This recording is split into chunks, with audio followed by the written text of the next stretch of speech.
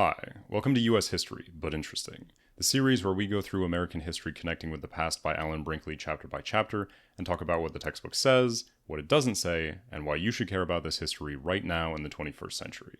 Today, we're talking about Chapter 13, The Impending Crisis. This chapter basically covers the political history of the mid-19th century and the series of crises that led up to the Civil War. I'm going to split it into two videos. This first part will cover everything up through 1848, and then the second part will take us all the way through to 1860. With that out of the way, let's get into it. In order to understand American politics in the 1840s, we have to talk about Mexico. And I'm actually going to start with a little bit more backstory than the textbook gives because, well, I'm just kind of like that. So, back when Mexico was still New Spain, the Spanish government focused most of its attention on the southern part of the province. That was where most of the people and the high-quality farmland were, after all. The northern part, on the other hand, was sparsely populated, except for a few cities like Santa Fe. It was also geographically isolated from the rest of the province, and that made it even easier to ignore. However, the Spanish did have a couple of high-level objectives they wanted to accomplish in this northern region. First off, there were people already living in this part of the world, and Spain was pretty sure that God would prefer it if they were all Catholic. The Spanish established missions to convert the indigenous population, and they established forts to protect those missions. The soon-to-be-famous Alamo, located near the administrative center of Texas in San Antonio, was a prime example of this. Secondly, Spain wanted to establish trading posts, in particular around good natural ports on the Pacific Ocean. For our purposes, the most important of these was the town of Yerba Buena, which would later be renamed San Francisco. Lastly, Texas in particular held a special strategic significance as a buffer between New Spain and its neighbors to the north. Building forts in Texas helped the Spanish keep their enemies away from their more valuable settlements closer to Mexico City. Interestingly, as you get into the mid-18th century, the enemy these forts were meant to deter was not actually the French or even the Americans. Instead, it was the Comanche. The Comanche were indigenous to the Great Plains, but their society had recently been transformed by the introduction of horses and firearms from Europe. Horses allowed them to migrate to follow the buffalo and greatly extended their commercial and military reach. Firearms allowed the Comanche to raid their neighbors, which included people like the Apache and also the Spanish. In fact, the Spanish actually signed a treaty in 1785 where they essentially agreed to pay tribute to the Comanche in exchange for not getting raided as much. Between 1810 and 1821, Mexico fought a war to gain independence from Spain, and they would bring all of this territory along with them. However, like the United States 40 years earlier, Mexico found that winning independence and building an effective system of government were two very different things. Like the Articles of Confederation, Mexico's first independent government didn't really work out for them. Mexican society faced massive divisions in terms of ideology and class and race, which made it incredibly difficult to find a solution that would satisfy everyone. In the end, Mexico was not able to establish a stable, effective government at any point during the first half of the 19th century. The political chaos in Mexico City, combined with the fact that the northern part of the country had always been a low priority to begin with, meant that Mexico was not always paying super close attention to exactly what was happening there. That fact is going to make what comes next make a lot more sense. In 1823, an American named Stephen F. Austin got permission from the Mexican government to bring 300 American families to settle in Texas. He and his father had spent years negotiating this deal. However, there were many other Americans who didn't bother going through the process of getting formal permission. These so-called squatters had heard that there was available land in Texas, and they simply took it. Throughout the 1820s, American settlers poured into Texas both legally and illegally. By 1830, they outnumbered Mexican-born Tejanos by a factor of 2 or 3 to 1. Following a botched rebellion by a few American settlers in 1826, the Mexican government sent a commission to report on the situation in Texas. The outlook was bleak. Quote, "I must say in all frankness that everyone I have talked to here who is aware of the state of the country and devoted to its preservation is convinced, and has convinced me, that these American colonies whose industriousness and economy receive such praise will be the cause for the Mexican Federation to lose Texas, unless measures are taken soon." End quote. Those measures came in the form of the Law of April 6, 1830. Among other things, this law banned all further immigration from the United States, and specifically banned the importation of any more enslaved people. See, Mexico had been working to end slavery since the early days of their war for independence. However, that hadn't stopped immigrants from the American South from bringing slavery with them. especially after they found land in Texas where they could grow cotton. Now, there was a problem with these new government policies. See, one of the reasons Mexico wanted to colonize Texas in the first place was that they couldn't effectively project power into this region. They needed someone else to fight the Comanche and build up the economy. American immigrants were more than happy to do those two things, but when Mexico turned around and started telling them, hey, make sure no one else from the US comes here, Americans mostly chose to ignore them. Meanwhile, back in Mexico City, a man named Antonio Lopez de Santa Anna was elected president. He dissolved the Congress and replaced the old constitution with a new one that put more power in the hands of his central government. The Americans in Texas hated this. The ones who had come legally had agreed to be Mexican citizens under the old decentralized constitution. And the squatters were basically here on the assumption that they wouldn't ever have to interact with the Mexican government at all. In 1836, Texas would formally declare its independence from Mexico. To prepare for the coming war, Texan forces occupied the Alamo, along with another old Spanish fort near the town of Goliad. When the Mexican army arrived in Texas, they quickly annihilated both of these garrisons. The remaining Texan forces were significantly smaller and significantly less well-trained than their Mexican opponents, but they did have one advantage. Time was on their side.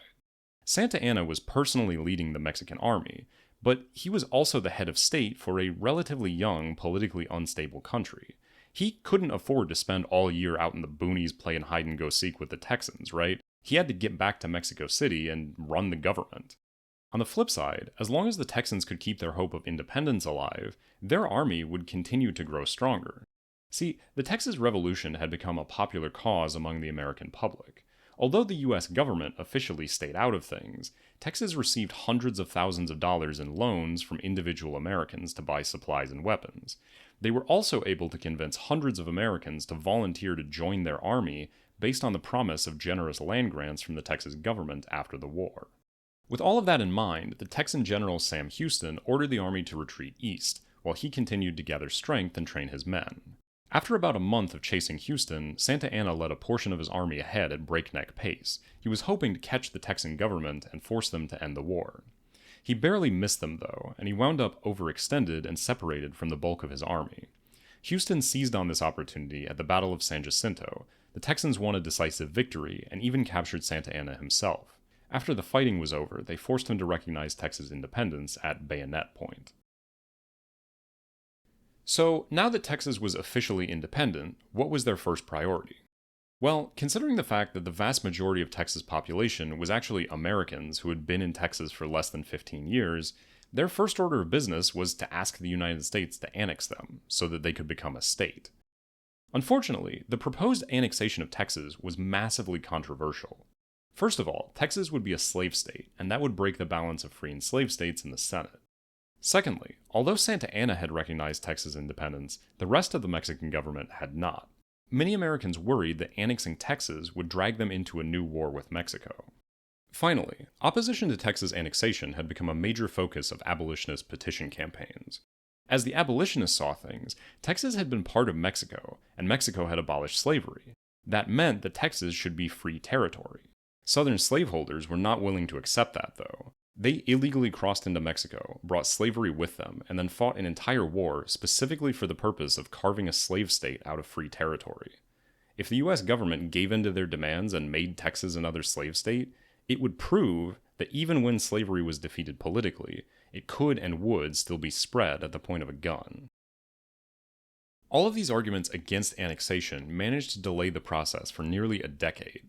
But at the same time, support for annexation, particularly among Democrats, was growing ever stronger. You see, the Democratic Party and the Democratic Republicans before them had always been expansionist. Sometimes their reasoning was ideological, sometimes it was presented as a national security concern, and sometimes it was mostly economic. But around the mid-1840s, Americans developed a new justification for expansion, something called manifest destiny. At a high level, the idea was that the American people had a divinely mandated destiny to expand American ideas, culture, and government, essentially as far as they could manage. For some people, this meant expanding the United States to the Pacific. For others, it included Mexico, South America, and the Caribbean as well. In general, supporters of Manifest Destiny started off trying to buy the land they wanted, but whenever that failed, they were more than happy to use military force instead. Many of them saw war as a natural way for the American people to assert their dominance over the various lesser peoples of the world. As a concrete example, let's think about what this means for Native Americans. People believe that this American destiny came from God, right? Well, if the Christian God is giving land to his chosen people, what does that mean for all of the non-Christians who already live on that land? In broad strokes, there were two general attitudes about the role of Native peoples in Manifest Destiny.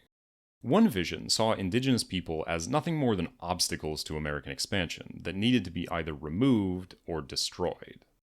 In the second view, it was not Native people themselves who were the obstacle, but rather their non-Christian, non-Western cultures. The people were fine. It was their culture that had to be either removed or destroyed. We'll see the specifics of how that played out in later videos. For now, though, let's get back to politics. So, going into the presidential election of 1844, Manifest Destiny in general, and Texas annexation in particular, were hot-button issues. Staying true to their core principles, the Whigs nominated Henry Clay on a platform of, third time's the charm, right? Clay opposed annexing Texas, but the textbook describes his position as non-committal. Now, the question of who the Democrats would run against Clay was a little more complicated. Martin Van Buren had served one term as president in the 1830s, and the US economy had only collapsed a little bit on his watch, so some people wanted him to run again. John C. Calhoun, the current Secretary of State, former vice president, and ardent supporter of states' rights, seemed qualified on paper, but his direct involvement in the nullification crisis meant that he wasn't really feasible as a national candidate. In the end, Democrats nominated a man named James K. Polk.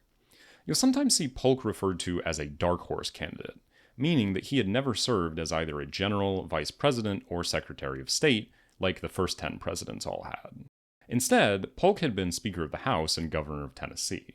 It wasn't like he had no political background, it just wasn't the one that people expected.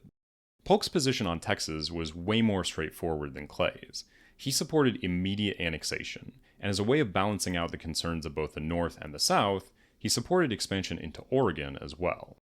The election wound up incredibly close, but in the end, presidential elections are winner-take-all, and James K. Polk had every intention of taking all. Outgoing President John Tyler pushed Texas annexation through Congress at the very end of his term, essentially giving Polk a win on his top priority before he even ever took office. This left Polk with 4 major goals for his presidency. The first was reducing tariffs. He did it, it's not super interesting, so we're moving on. His second goal was Oregon. See, back in 1818, the United States and Britain had agreed to joint occupation of the Oregon country. This was a giant blob of land in the Pacific Northwest that included all of modern-day Oregon, Washington, and Idaho, as well as parts of Wyoming, Montana, and British Columbia. At the time, joint occupation was actually a fine solution. There really weren't enough British or Americans there for it to actually matter which country officially owned the land. However, by the 1840s, this was no longer the case. American settlers wanted the United States to claim the entire Oregon country. A popular slogan, 5440 or fight, referenced the latitude line that formed the northernmost border of the disputed area, and the fact that some people were willing to risk a war over it. Polk, it turned out, was not actually interested in this specific war. In the end, the United States and Britain agreed to split the Oregon country along the 49th parallel, basically just extending the existing US-Canada border all the way to the coast. So that brings us to Polk's third goal for his presidency. Remember those ports the Spanish built on the Pacific coast of California? Well, Polk wanted them, and when Mexico refused to sell, he decided to go with Plan B. Now, there's a problem that American politicians sometimes run into, which is that if you go up to the average American and say, "Hey there, I'd like to start a war. It'll take an indeterminate amount of time, it'll cost us tons of money, and your friends or family might wind up dead in a ditch 1,000 miles from home, but the important thing is that I'll get to paint this section of the map blue instead of green," well, most Americans would look at you and say, "No, what the heck is wrong with you?" On the other hand, if you tell those same people, "We've been attacked, American soldiers have been killed on American soil," well, they'll start calling for war themselves before you even get to the part about the time and the money and the ditches. So what Polk really needed was for Mexico to start the war. and Texas provided him with the exact opportunity he needed.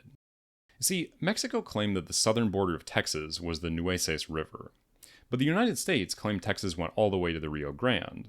In 1846, Polk sent an army under Zachary Taylor into this disputed territory, essentially daring the Mexicans to respond. When they did, and a few American soldiers were killed, Polk got to claim that American troops had been killed on American soil, and that was good enough to get him the war he wanted. Now, the Mexican-American War was in some ways a foregone conclusion. The United States had more money than Mexico, which meant that American troops always had more and better equipment than their opponents. The Mexican army was short on food and ammunition throughout the entire war. On top of that, Mexico's political instability certainly didn't help their cause. The government in Mexico City was overthrown in the lead up to the war, and then it was overthrown again after the war started. Despite all of this, the war managed to drag on for nearly 2 years, and it took the lives of something like 13,000 American soldiers and 25,000 Mexican soldiers and civilians. At the start of the war, Taylor secured the area around the Rio Grande, defeating the Mexican army in the region and then beating back a counterattack led by Santa Anna. Around the same time, American forces captured New Mexico and California. When Mexico refused to surrender, the United States decided to invade the Mexican heartland to the south. An army under the command of Winfield Scott landed at Veracruz, took the city, and then advanced on the capital. When Scott took Mexico City near the end of 1847, the war was essentially over. With Mexico's army destroyed and their capital occupied, the United States could take whatever they wanted. In fact, some prominent Americans actually argued they should annex the entire country, the so-called All of Mexico movement. But even if that was on the table, did the US actually want to take all of Mexico? The answer, it turned out, was no, but for different reasons for different people. Abolitionists saw the All of Mexico movement as just another example of the conspiracy to spread slavery at the point of a gun. Men like John C. Calhoun, on the other hand, were totally on board with spreading slavery one way or the other. For him, the problem with annexing all of Mexico was that it was full of Mexicans. Calhoun didn't want to bring millions of people that he saw as racially inferior into the country. The Republic might not be able to take it. In the end, Polk settled for taking the less densely populated areas between California and Texas and leaving Mexico with their largest cities. The 1848 Treaty of Guadalupe-Hidalgo cut Mexico's land area in half and represented the second largest expansion of U.S. territory ever behind the Louisiana Purchase. But even before this Mexican cession was officially added to the United States, Americans began asking the main question that came with all American expansion at this time. Would this land become free states or slave states? Back in 1846, a congressman from Pennsylvania had proposed something called the Wilmot Proviso. This would have banned slavery from any land taken from Mexico during the war. The proviso never had enough support in the Senate to become law, but it represented an opening salvo in what seemed likely to become a decades-long struggle over the status of slavery in the American Southwest. We'll cover the details of that struggle next time. But for now, James K. Polk has one more goal he has to accomplish. His final priority was to reinstate the independent Treasury system. This was the Democrats' alternative to the Bank of the United States. The specifics are not super important, but you should know that the system Polk signed into law in 1846 would remain the basis of federal government finances up until the early 1900s, albeit with significant modifications. American politicians had been arguing about whether or not we should have a national bank for 50 or 60 years at this point. I mean, literally since George Washington's first term as president. Polk essentially put that controversy to bed, at least for now. This left Polk, who had promised not to run for re-election, 4 for 4 in terms of his top priorities. And if you take a step back and look at the principles of Jacksonian democracy in general, Polk had crossed basically everything off of the list. If Andrew Jackson represented a revolution in terms of what American democracy should look like, Polk represented the complete triumph of that vision on the national and international stage. Whether you agree with Polk's policies or with how he implemented them, he was one of the most effective politicians in American history.